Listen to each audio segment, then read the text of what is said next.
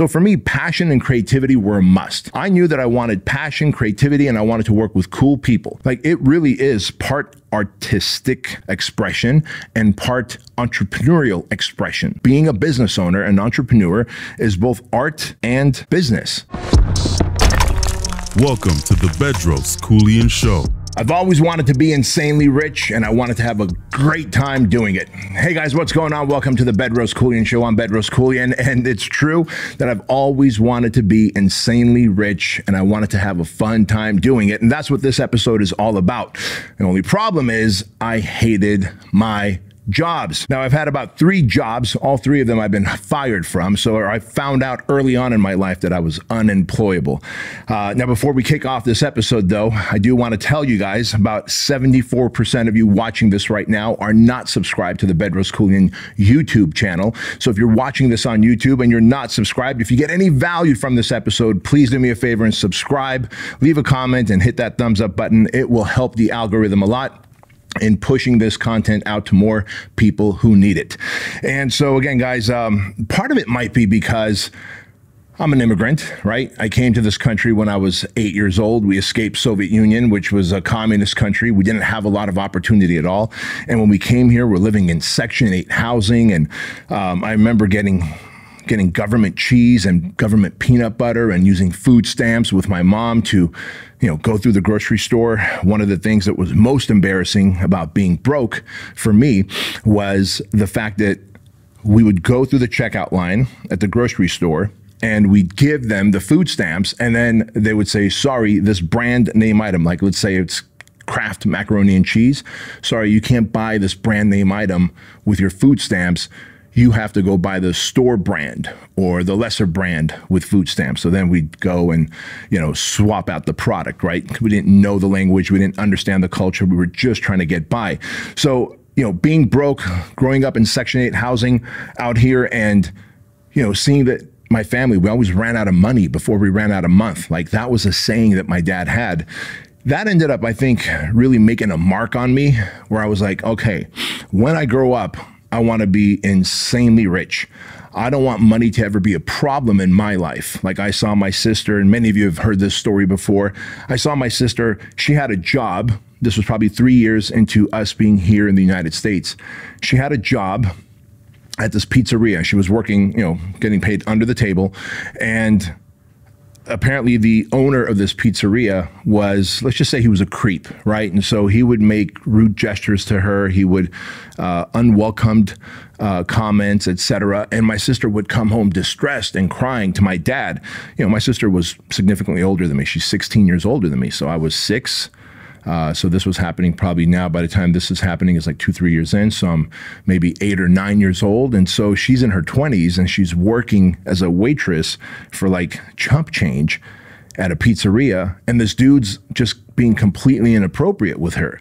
And, we needed the money so that we can get into a nicer apartment complex that wasn't riddled with cockroaches and lice and fucking gangbangers and shit that we had to deal with. And so my dad was all about, everyone's got to work in the family. If you're old enough to work, like, you got to work. And my sister's job was working as a waitress. And she would come home angry and sad and crying and distressed about this whole thing because she wanted to quit. And my dad kept telling her, like, just one more month. We need the money from there. So I share that with you because that made such an imprint on me. And I wanted to grow up and find a way to be insanely rich. Now, obviously, I didn't realize that I wanted to be an entrepreneur yet, but I realized very quickly once I was in my, late teens, early 20s, that having a job is not going to make me insanely rich. And I'm not necessarily having a lot of fun doing it when I have a job. Yeah, I had friends at my jobs, like when I worked at Disneyland or when I worked at Broadway Bagel, right? A lot of you know that I also worked at a gay nightclub where Oz in Boynton Park, California, where I would constantly find myself getting in fights with skinheads, and all the security guys like us, like me, would have to get in fights in the parking lot with these skinheads who are there to gay bash. Like I said, I got fired from all 3 of those jobs. It wasn't something that I enjoyed. And the only job I guess I really didn't get fired from, that I fired myself, was a personal trainer at the LA Fitness in La Habra, California. And that's because I had a mentor named Jim Franco who was like, hey, why don't you open up your own personal training studio?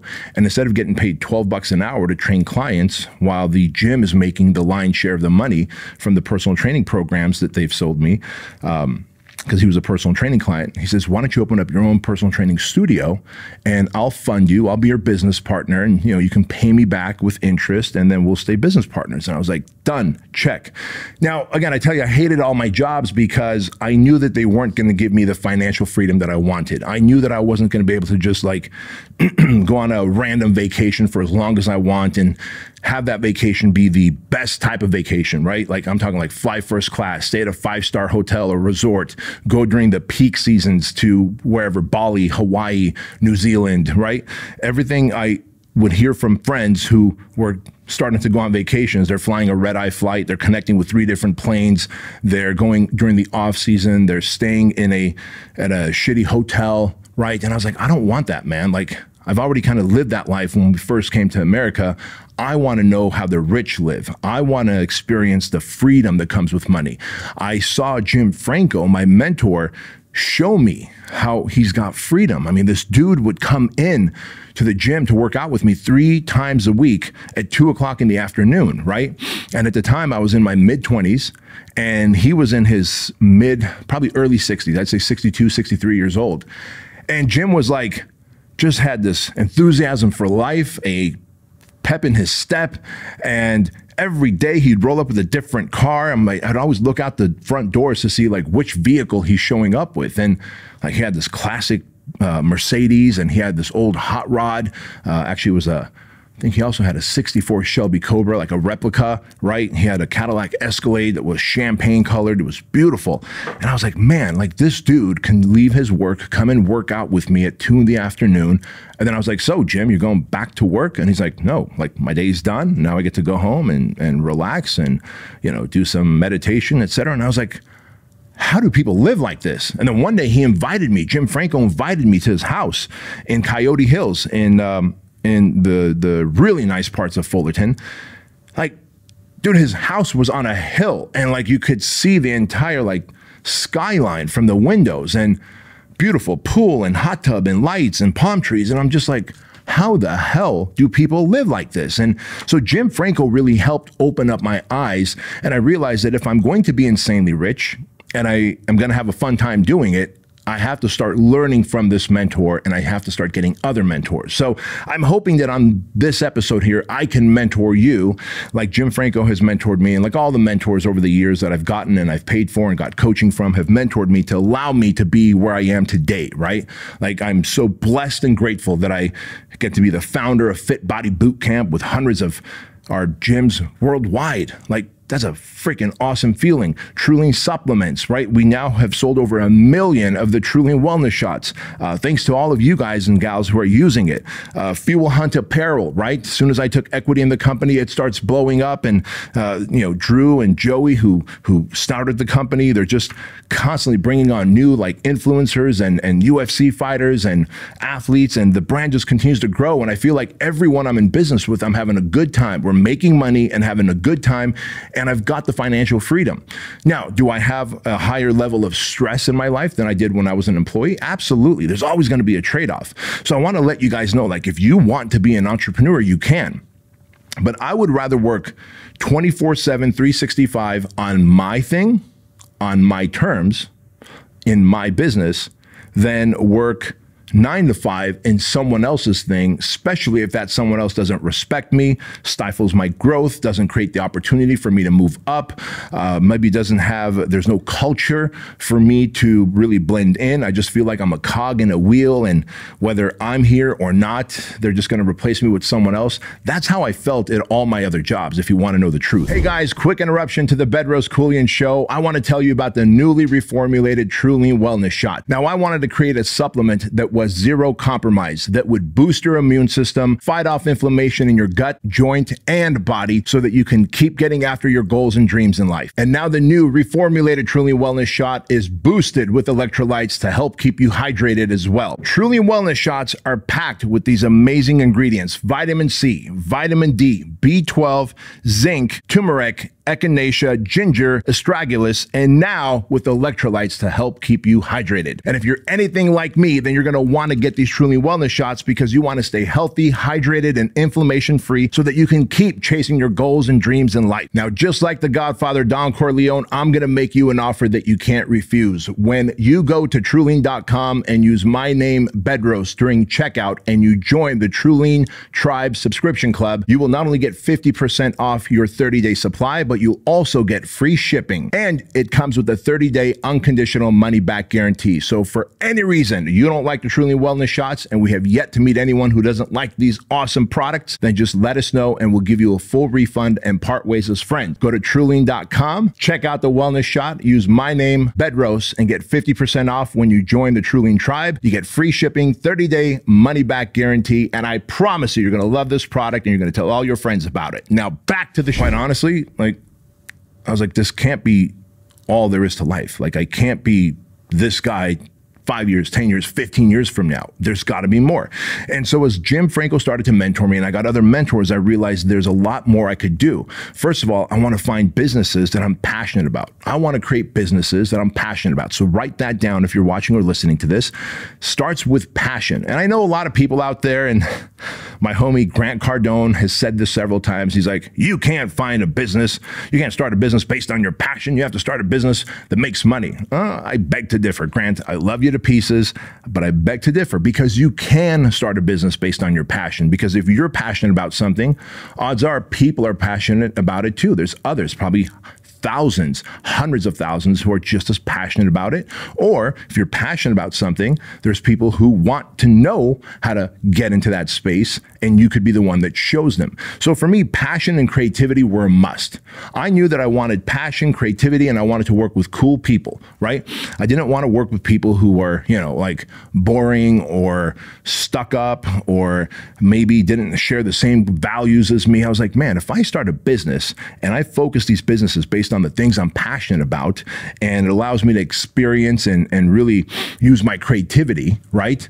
And creativity in marketing, creativity in sales, creativity in the product or the service that I'm offering. Like, it really is part artistic expression and part entrepreneurial expression. Like, being a business owner and entrepreneur is both art and business. And that's what I love about it. And when you're surrounded by all the right people who share the same values and yuck it up with you, and, like earlier before the camera started rolling, we were just laughing it up about some guy that I killed. Jokingly, of course. I didn't kill him. I just didn't like this guy, and he ended up getting sick and dying. And he was a really, really big asshole anyway. It doesn't matter who he is. There's only been one person in my entire life who I really, really didn't like. I would almost use the word hate, right? Everyone's laughing behind the cameras. Everyone's like, Lauren literally has her shirt over her face, and then Leighton over there. Like, Ed is the only professional here, keeping a straight face. That's a professional right there, Ed. You're a pro. Yeah. So with that said, though, again, just for the record, in case the coppers are listening, I did not kill anybody, but I did dislike this person a lot. And that's because he put a lot of false information out on me on this fake blog that he created, and then he used my clients' names and went to like all these different sites and put false reviews, and then we ended up, obviously the jig was up, and we ended up figuring out who it was and how he did it, and ta-da, but then boom, he died. So there you go. But I share this with you because I wanted to work with cool people, and I wanted to make a lot of money, and I wanted to use my money for a lot of good. And if you guys follow me for any length of time, you know that, I've paid millions of dollars in donations to Shriners Children's Hospital. And, they provide surgeries and medical services to kids whose families can't afford it. And then Toys for Tots, every Christmas, we're buying tens of thousands of dollars of toys right before Christmas, right here at Target. And then Toys for Tots hands those toys out to kids right before Christmas Day, and they would have otherwise not had any Christmas gifts to open, right? Like, how cool is that? And then, of course, Compassion International, I've got 97 kids adopted through Compassion International, and it helps get them food and water and education and, school supplies and clothes. And I think it's a cool thing, man. These are like kids in third world countries who are getting educated and who are getting access to clean food and water because of my contribution. Like, that feels good. I felt like as an employee, I couldn't do this. Now, some of you are like, hey man, I enjoy being an employee, and that's cool. That is awesome. And if you work in an environment like we have here, guess what? As long as you perform, you have room to grow. As long as you're cool, like everyone else is cool with you. Like we're all savages. We get after it. We yuck it up and we laugh about things. And then when the cameras start rolling, boom, everybody gets serious and then we get to work, right? Or when the clients are here, boom, we get to work. So you can have fun and make a lot of money. Anyone that tells you that entrepreneurship should just be a grind is full of shit. Or they're just doing it wrong. Like when I think about all my coaching clients from the Domination Year coaching program, right? Some have supplement companies, apparel companies, software companies, concrete refinishing companies. Some build giant mega, like those Amazon and Walmart mega warehouses. Others are coaches and consultants. They all have great organizations with awesome people and they're all making good money doing it, right? And so you have to understand that if you are not doing something because you're passionate about it, when the going gets tough, and the going will get tough, guys and gals, in any kind of business. Like, it doesn't matter what the business is. When the pandemic hit, for the most part, all businesses like started to suffer, started to struggle, started to lose clients, started to lose money, right? But if you're in that business because it's a passion project for you, you're going to stay in the fight when the going gets hard. But if you're in the business because, hey, it makes money, many of you are too young to remember this, but in 2004, 2005, 2006, everybody and their mom was a real estate agent. And they were all getting into real estate because, like, the housing market was blowing up. It was exploding, right? Like you could buy a house today and tomorrow was worth like $100,000 more. Well, maybe not that much, but you get the point I'm saying. Like everybody was a real estate agent. And then when the economy crashed in late 2007, early 2008, like there was a thinning of the herd because they were not in it. Majority of them were not in it for the passion of real estate. They were in it for the fast cash of being a real estate agent and making money during this peak season. And so when things got tough and this is their only source of income, they realized very quickly that they have to go be a bartender, a server, whatever else, because they don't have the passion to stand the fight. The 5, 10, or 15% of the real estate agents in that time in 2008, 9, 10, 11, who did stay in the industry, shit, those were the ones who were like passionate about the industry. They stay in the industry, whether it's contracting or expanding, because they are passionate about real estate. They wake up excited and enthusiastic about it. To them, it's as much creativity as it is business. And that's what I want for you. And the people they work with, they love, right? Whether it's the mortgage people or the loan officers or their fellow agents, like that's what you're looking for. So understand that if it's not a passion-based business that is allowing you to exercise creativity and serve humanity by solving a problem with your product or service in exchange for money, then you know, what you're really doing is you're chasing money, but at some point the going will get tough. And when it does, that's when you're going to regret it. In terms of getting into an industry that you're like, man, I got into an industry because the money was good, but now that the economy has shifted or the industry is drying out, I need to figure out what to do. But my life expenses are so high. Now I got to sell off cars and sell off homes. And I don't want that for you. I don't want that for you. So then what do we do? Well, if you're starting a business and you want to get rich and have a fun time doing it, understand you have to be able to create a business that creates multiple income streams, right? Multiple income streams. And I don't want to use my businesses because, well, Leighton and the team have told me many times that they're like, sometimes people can't relate to you, B, because you've been doing this for 25 years now. And where you are, people can't see how they can get there. So I'm going to use, let's say, a Fit Body Bootcamp owner, right? Someone that owns one of our Fit Body Bootcamp franchises anywhere in the world. So imagine this. They open up a Fit Body Bootcamp, and we teach them how to obviously find a location, build it out, hire a staff, run the training programs, etc. And typically, a Fit Body Bootcamp might charge $199 a month for a all-you-can-train membership, right? You come in, you do a group training workout, and you're having an awesome time doing it. And those workouts are, you know, like we run anywhere from 5 to 7 workouts a day, and they're run 6 days a week. So you're definitely going to find times to work out. Well, that Fit Body Bootcamp location over like a 12-month period or so might end up having anywhere from 250 to 350 clients that are paying $199 a month, which is awesome, right? Great. And that's on a subscription, which we'll talk about here in a minute. So now we got that owner in any town USA running a Fit Body Bootcamp with, let's say, an average of whatever, 300 clients, and they're making $199 a month. Well, that's one income stream. But remember, I said you got to have multiple income streams. Now imagine if that same owner decides to open up a Fit Body Forever. So think of this. If you ever walk into a grocery store and you see a business inside of a business, like you see a Starbucks inside of a grocery store, and you're like, oh, that's interesting. Starbucks opened up a location in this Target or in this grocery store. Well, believe it or not, that grocery store, that Target, makes money from that Starbucks. And the way they make money from that Starbucks is because there's a revenue share opportunity, right? And sometimes the grocery stores actually end up owning that entire Starbucks. And so they might own the business in a business or the bank that's in the business. They don't own the bank, but they get some kind of rent that they charge or revenue share, right? And so when you look at it that way, a Fit Body Bootcamp, yeah, charges $199 a month. But then if a franchisee of ours opens up a Fit Body Forever, which is our aging adults program, right? That we do in the middle of the afternoon when we're not running any training sessions. Guess what happens there? Now we might have another 75 or 100 clients who are baby boomers or aging adults. And these baby boomers and aging adults pay an additional fee, right, to work out there. So now that location's making more money. And let's say that location also starts selling Truly supplements, right? They buy it wholesale, they sell it for retail. Now that becomes a third income stream.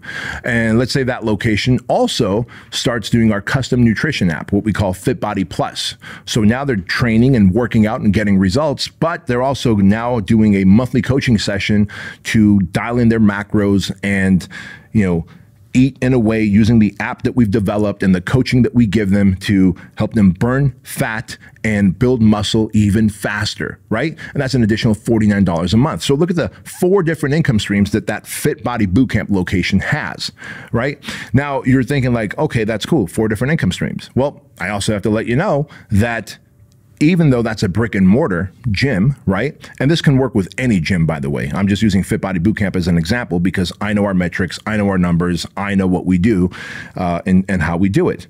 Now you got to remember, when we're opening up a Fit Body Bootcamp location, months before the doors open, we're already teaching these owners, these franchise owners, to start marketing, and we're helping them market and drive leads from Facebook, Instagram, social media, YouTube, Google, right? And so they might have an email list of 2,000, 3,000, 4,000 local people.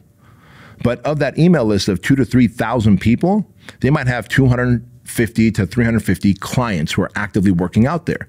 So what about all those other people, the thousands of other people on their email list that have shown interest in burning fat and putting on muscle, but really never signed up at Fit Body Bootcamp? Maybe they're intimidated by doing a group training program.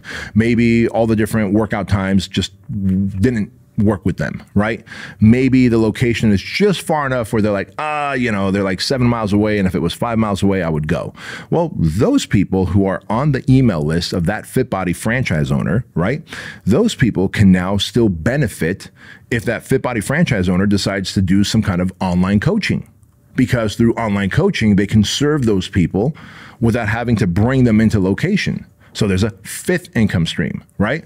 And also those people on that email list would also buy the Truly supplements when that franchise owner uses their custom affiliate link and sends out an email and says, hey, you might want to consider getting this wellness shot or this plant-based protein or this grass-fed protein or the greens, right?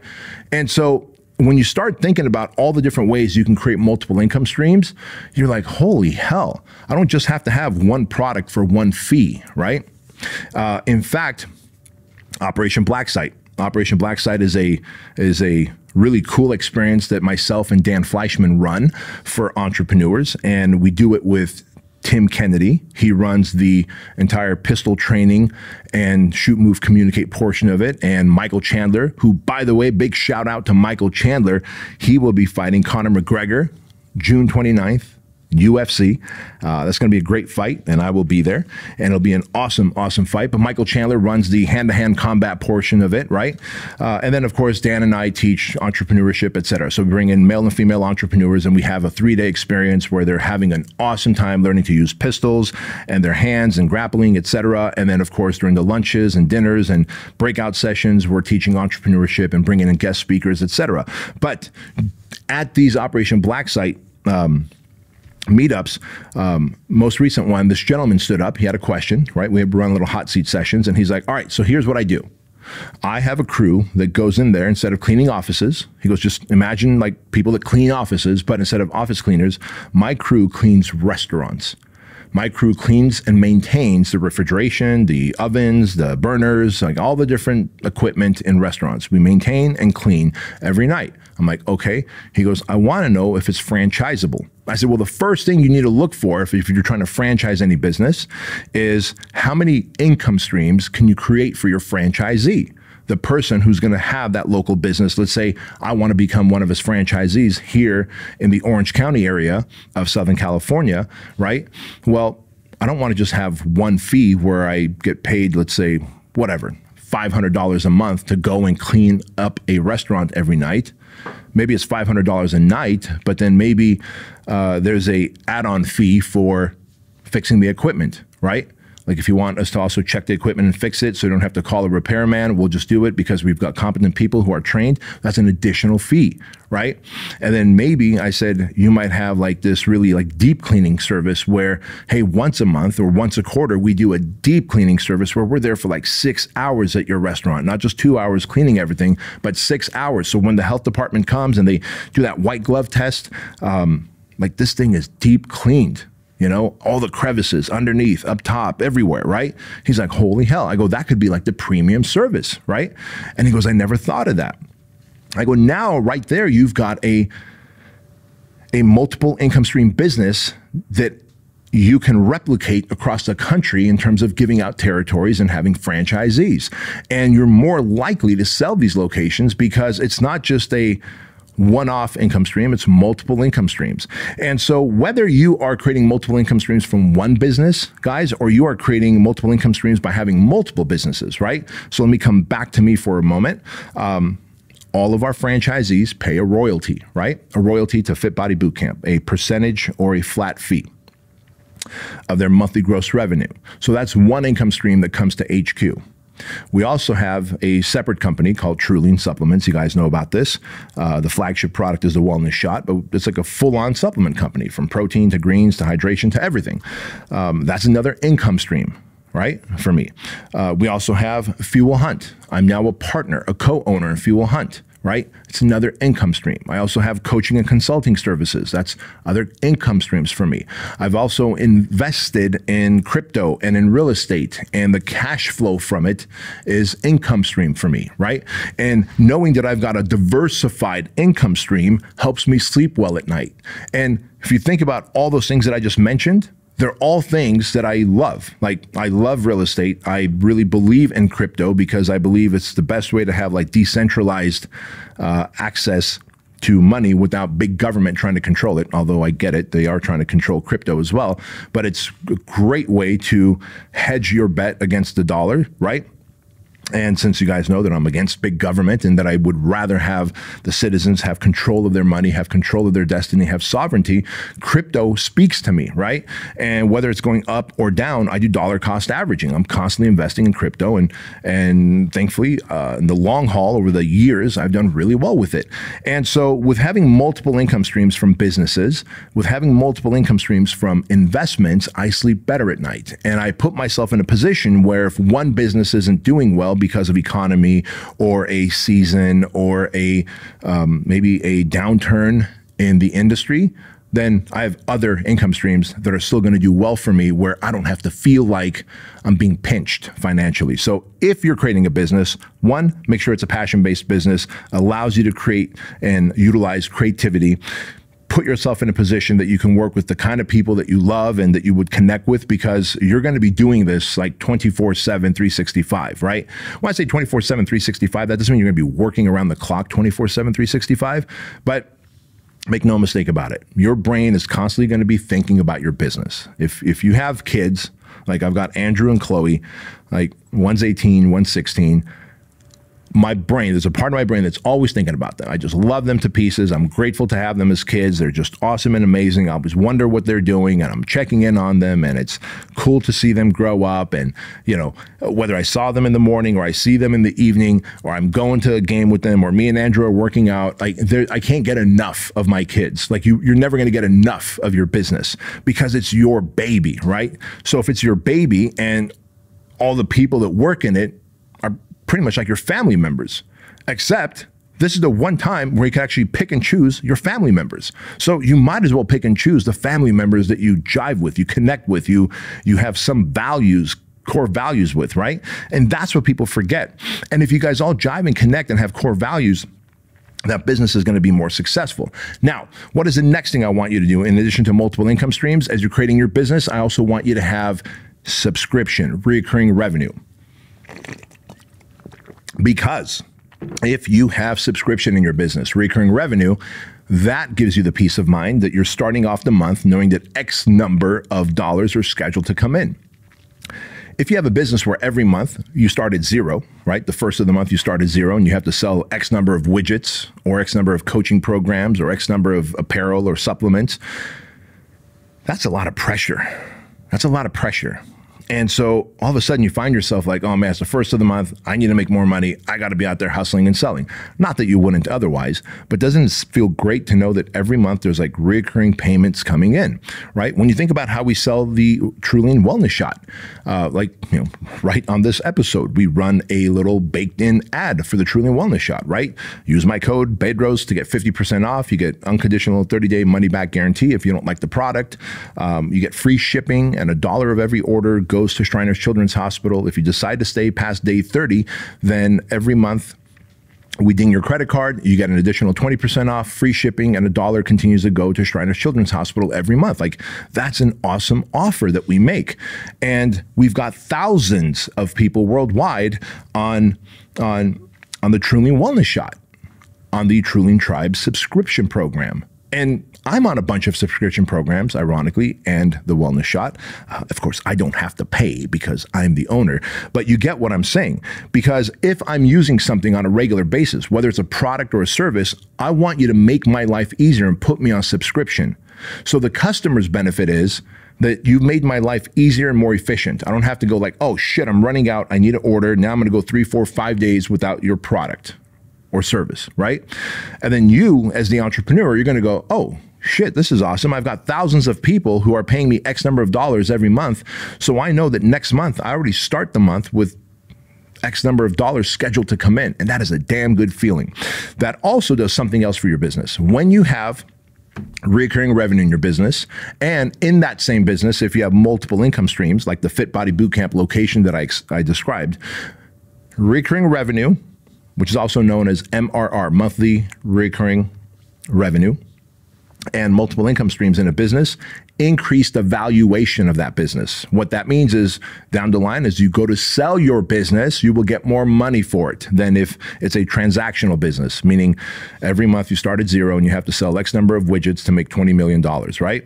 And so if there's two businesses and they're both making $20 million a year, one of them is based on transactional business, right? Where each time a credit card has to be given or inputted and a sale has to be made every month, and then 12 months later you made 20 million, or you sell once and then you get clients on a monthly recurring subscription.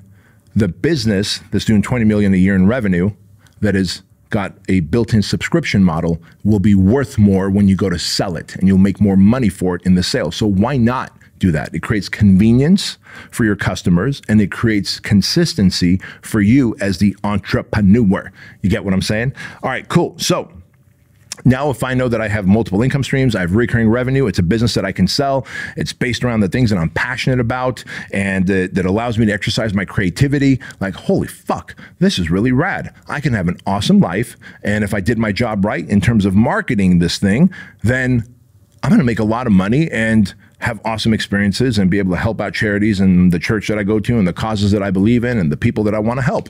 And so let's talk about that. And I've got a whole episode on scaling your business. You guys can go back and find that episode. But where scaling your business is concerned, you're going to have to come up with an irresistible offer. Like the best irresistible offer I can describe to you is the one that you see right here on this episode, which is the Trillium Wellness Shot, right? We're giving you 50% off. We lose money each time we give you that offer for the first time, right? So each time we got a first-time customer, we lose money. We're giving you 50% off. We're paying for shipping. $1 goes to Shriners. But we know that you're going to love the product so much, you're going to feel the difference that when you continue to use it and you continue to get 20% off every month after that, then we start making money. So we start making money at month number 2 at Trillian, assuming that you stay on board, right? And if you stay on board and you stay on board for months and you start like enjoying the product and you use more of our products, now Trillian starts having multiple income streams from you as well. You get the benefits and the results, and then we get the revenue and win you as a customer. So understand that's a really cool thing. An irresistible offer has to be something that is a no-brainer offer. Like someone would have to go, I must be stupid if I don't take this offer, right? It doesn't matter if you have a service, if you have a product, if you have a apparel. Like Fuel Hunt now offers a 100-day, get the shirt, wear the shirt for 100 days. If you don't like it, send it back. We'll give you your money back. Like that's a pretty damn good irresistible offer, right? Like shirts that are made in the United States, dirt to shirt, with a 100-day money-back guarantee, like you know the quality is good, workmanship is good, fit and finish is good, you're going to get compliments on it. Because there's no way Fuel Hunt would offer a 100-day guarantee if everything was not perfect about it, right? And so that's an irresistible offer. If you're willing to make an irresistible offer, you're already going to start kind of growing your business. The next thing is, can you make that offer through ads? Can you throw money at your offer, your irresistible offer, to catch it on fire and get it to reach more people? And the way you throw money is through the Facebook Ad Center or the Meta Ad Center. You can run ads on Facebook, Instagram, TikTok, right? YouTube, Google search. I mean, anywhere. You can start any platform out there. Twitter will allow you to run ads. You can run ads anywhere. And if you can find the right market, in other words, the right demographic, your ideal demographic who wants to buy your product and use it because you have the solution for them and they have the problem, and they also should have money so that they can give you their money in exchange for solving that problem. Now, when you throw money at it, your solution and your irresistible offer is shown to them. But in addition to the irresistible offer, you also have to be able to differentiate. If you cannot differentiate your offer from someone else that has a similar product or service, then you're just going to be in the what's known as incestual marketing. It's like, yeah, well, we're the best. Well, who says? We did. Well, is there no proof of that? Is your product easier to use? Does it give faster results? Is it lighter in weight if it's a pair of shoes or a backpack or whatever? Like, what is the point of differentiation? So irresistible offer plus points of differentiation plus, ready for this, social proof, testimonials of people that have used it, who love it, and want to rave about it. That increases the likelihood of those ads getting clicked and, of course, people buying and using your product or service. Okay, now you got that. Great. So ads are a way. What's the other way? Referrals. Referrals.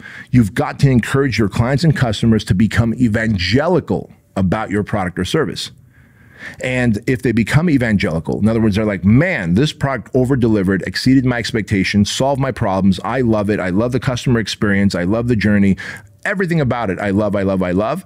If your product is that good, then you should have a system, a process in place where you reach out to customers and clients and go, hey, we know you love our product. We know it's an awesome experience. We know it solved your problems. So here's what we're going to offer you to tell your friends, family, coworkers about us so that you can grow through referrals, because referrals are the easiest leads to close and convert, number one, and they come to you at the lowest cost.